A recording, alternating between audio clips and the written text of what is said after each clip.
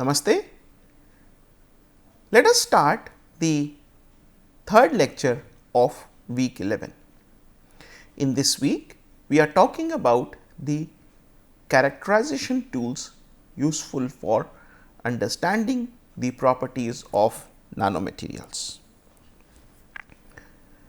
We had seen and discussed in the first few weeks that as you change the phase of the material by reducing the size, that is size induced phase transitions, then you will get significant modulations in the properties of these materials.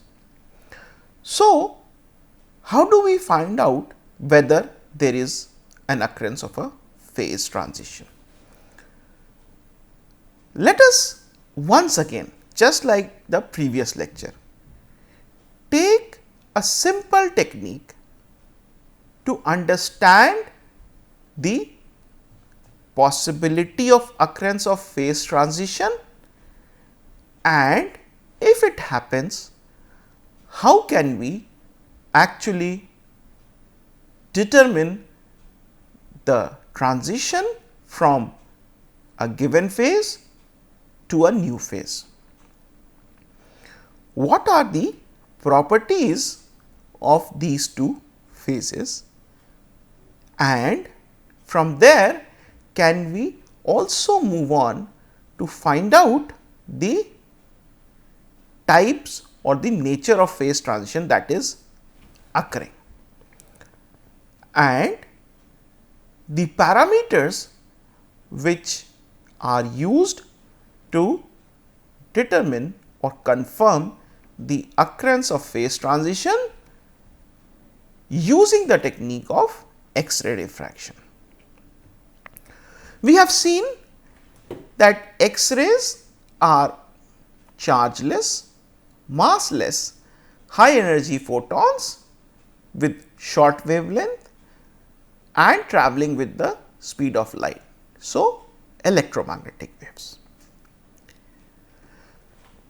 and they show the properties of electromagnetic waves.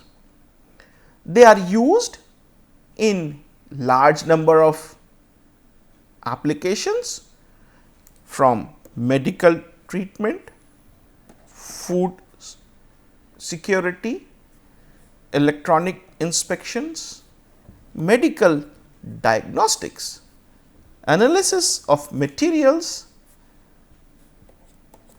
security as a whole, pharmaceutical companies, heavy industries, to name a few. The very basis of X-ray diffraction is based on Bragg's law.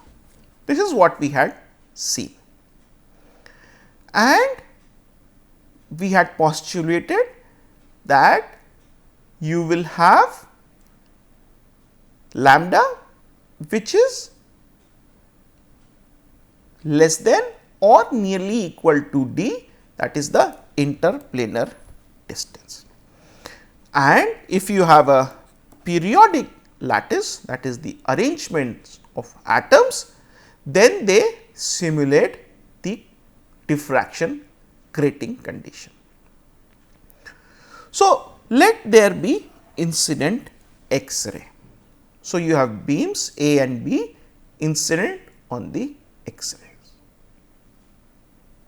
Now, these X-ray beams are falling on two atoms in the sample, let us say this and this, and then getting diffracted. You have beam B which actually traverse the distance more than that of the beam A, and that gives you the path length, which is traversed by this beam more than the beam A. and now you have a diffracted beams. So, now you have diffracted beams which are diffracted and you have the corresponding theta angles at which they are diffracted. What happens if you look into the interference condition now? You can have constructive interference or destructive interference. Using those conditions, if these two beams interfere, then they give you maxima, or if they superimpose destructively, then they give you minima, and that is the way this law was obtained. Now, if you see the arrangement, you have the X-ray source, the incident optics, the goniometer, that is a sample holder, and the rotational axis which is there. So, you have a goniometer and you have the receiving optics and then the detector. You have the theta 2 theta rotations. So, the detector moves along 2 theta arm to measure the diffracted beams, whereas the goniometer precisely orients and rotates the sample to satisfy the Bragg's condition at different angles theta. So, so that you can move on the theta 2 theta angle and you can go on finding out the condition where the superposition will be constructive or destructive. And you can collect the pattern and you will find out the corresponding D values. And this is the kind of patterns you can get from a powder diffraction pattern. You have the lattice parameters A, B, C, alpha, beta, gamma. You have the parameters for phase identification, then you have atomic positions and then you have the crystallite size. These are typical parameters which can be easily obtained using the analysis of X-ray diffraction data. Along with that, you can also find out the microstrain or defects using the Williamson Hall plots. You can carry out the quantitative phase analysis by analyzing the integrated intensity ratios. You can find out information about texturing or preferred orientation, order disorder transitions, thermal expansion or phase coexistence. For example, thermal expansion measure the change in the lattice parameters as a function of temperature. So, you collect the diffraction patterns as a function of varying temperatures. So, you put the sample in a heater and then you carry out the diffraction analysis, and then from there you calculate the lattice parameters. When you plot the lattice parameters as a function of temperature, then you can find out the magnitude of thermal expansion very easily. You can have order disorder transitions where there can be appearance of peaks which are in addition to what is expected, or broadening in the peaks more than those expected in the samples which are being analyzed. If you have two sets of peaks which are coexisting and can be indexed to two separate phases, then you have samples with coexisting phases. Now, we have to analyze the phase transition. This is the aim of our lecture today. what should we do? We know that phase transition primarily brings to our mind the variation in the phase as a function of changing temperatures. So, what are we supposed to do? For this, we have to collect the X-ray diffraction data as a function of temperature, or if you are studying as a function of pressure, then you have to collect the X-ray diffraction data by changing the pressure on the sample. And then you have to determine the lattice parameters alpha, beta, gamma and ABC. And from there you can easily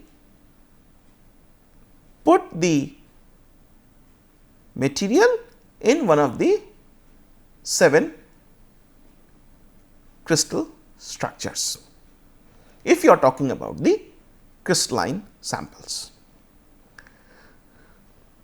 If you are talking about transformation from crystalline phase to amorphous phase, then you just carry on collecting the data at different temperatures and determine the temperature at which the crystalline peaks disappear and a broad amorphous peaks are observed. Those will give you the indications about the temperatures at which the crystal to amorphous phase transition is taking place, and therefore, you can easily find out the nature of such transitions using X-ray diffraction. But magnetic phase transitions are difficult to analyze using X-rays, because the whole technique is based on the scattering from the electron clouds, and you cannot apply such high magnetic fields, so that the impact is felt by the electron cloud. So, for understanding the magnetic phase transitions, you use neutron diffraction data, where the magnetic moment of the incoming neutrons interact with the magnetic moment of the nucleus, which is considered as a point charge, and as these interactions change, you can find out the change in magnetic materials or change in phase as a function of changing magnetic field. So, that is a subtle difference between the X-ray diffraction and neutron diffraction studies.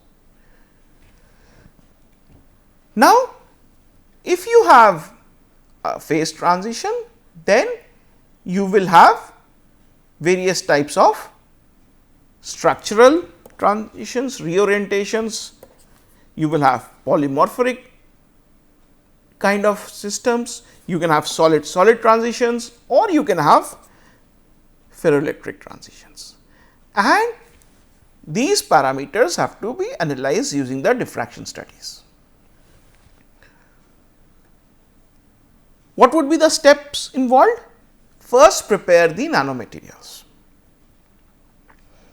Then let us start with bulk, then you reduce the size and go on reducing the size, and then you carry out the X-ray diffraction studies. That is size induced phase transitions. But now we want to see if within a given sample there is a phase transition. So, you take a sample, prepare the sample, mount the sample on the sample stage and collect the diffraction data and then analyze it. So, you collect, you have the sample, then you first finely grind the samples in the figure of 8. So that you see the pestle is being moved in the figure of 8. So that you do not introduce any preferred orientation in these samples. Otherwise, you will see an artifact and you will start seeing some high intensity in one of the directions, which you will then interpret as if there is texturing taking place. So, now you have a finely grinded powder sample. Take this sample and prepare the slide, that is the sample slide, which will be mounted on the goniometer. So, first spread this powder on the slide which has a groove and then use a glass slide to prepare a smooth surface. So, you will see you will get a smooth sample. Make sure that you do not leave any positions which are devoid of sample, otherwise the distance between the ray and the detector will change. Now, you have the sample slide ready. Then you switch on the X-ray, then go to the safety mode, which shuts the shutter of X-ray and allows you to open the cabin and load the sample. Now, the sample is loaded. So, you now have switched on, but then close the shutter and you have loaded the sample. Once again, because this is a step which one has to be very careful that you should not shake the sample or disturb the sample, otherwise the powder will fall and you will have the incorrect sample. Then you collect the diffraction pattern. For example, you have peaks, you have integrated peaks and you have the peak widths. So, from peak positions you can get information about structure and phase.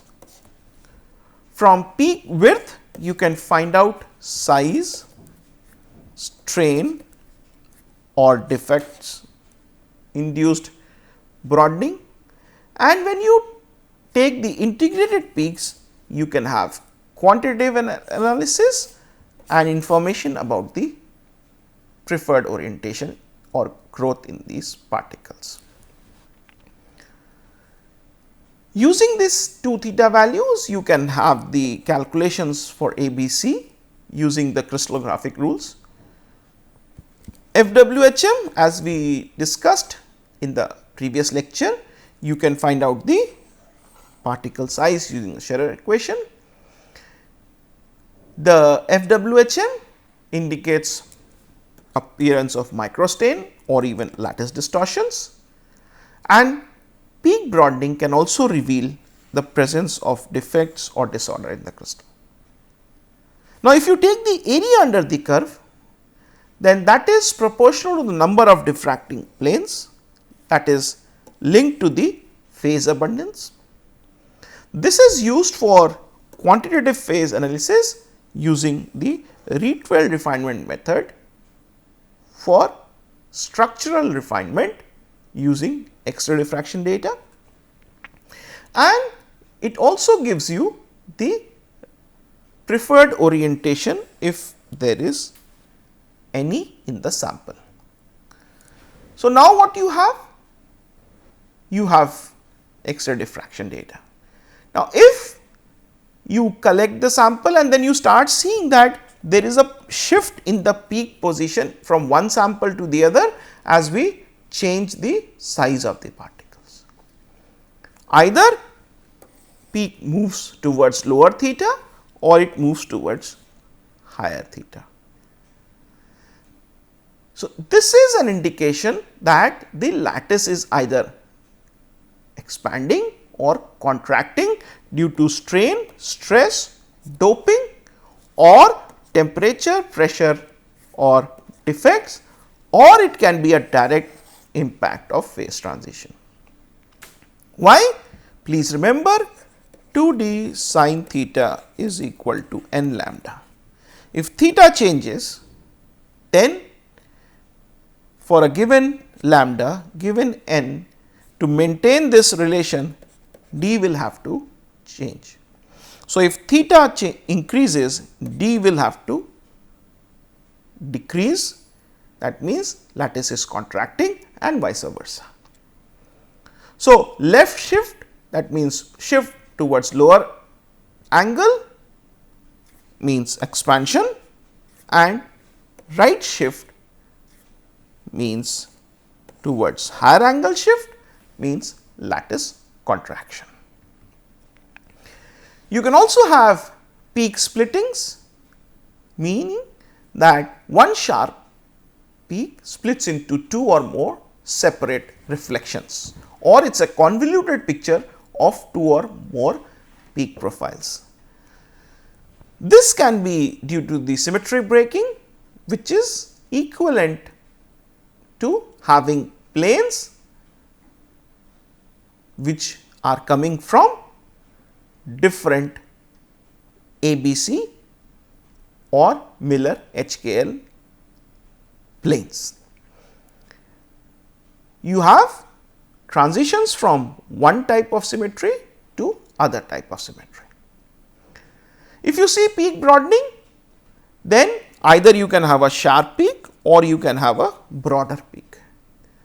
This can come in from microstain, disorder, nano size grains or phase coexistence. And from here you can get the information about these samples. If you get new peaks appearance, that means a new crystallite phase nucleates and grows, that means you have a appearance of a new phase, and just the opposite, disappearance of peak is also an indication of a phase transition. For example, you can see from original to final, you can have the certain peaks which completely vanishes from one to the other condition in a given sample, and that clearly shows that the structure has transformed to a new phase. You can also have the asymmetry or weak shoulders. That also means there is a overlapping peaks which are closely related phases or strain induced distortions. You can have a broad halo, and that shows the amorphous phase in the system. So, if you take a sample and collect the diffraction patterns as a function of temperature or pressure, and suppose you go from this condition to this condition, what will you call? There is a transformation from a crystalline phase to an amorphous phase. You can also get changes in the peak intensities, and they are directly related to the change in the atomic position or modified structural factors, and that also indicates the realignment within the lattice or changing magnitudes of atomic displacements. You can have peak overlaps or merging, This means that there is an increase in the symmetry and planes that were distinct become equivalent to each other in high symmetry. So, you can go from peak splitting condition to the merging condition, that indicates you have gone from lower symmetric phase to a higher symmetric phase. So, it must be clear to you now from this and the previous lecture that X-ray is a powerful technique for understanding the crystallite size, determining the crystallite size, getting information about various parameters which are linked to such nanomaterials, and something which was difficult to understand initially, that you will have phase transition as a function of temperature, pressure or even size. How do we analyze it? The same technique can now be used to derive information about such phase transitions, which directly impact your optical, electrical, thermal, mechanical, optoelectronic or even chemical properties of these nanomaterials. And hence, you will find that X-rays are one of the most used sources for developing various techniques ranging from X-ray scattering to diffraction measurements, and hence most of the labs have such measurements, but you must have realized by now that it is a very simple principle which is used to derive all these informations. You can use these references to develop even more understanding about the topics that were discussed today, and I thank you for attending the third lecture of week 11. Thank you very much.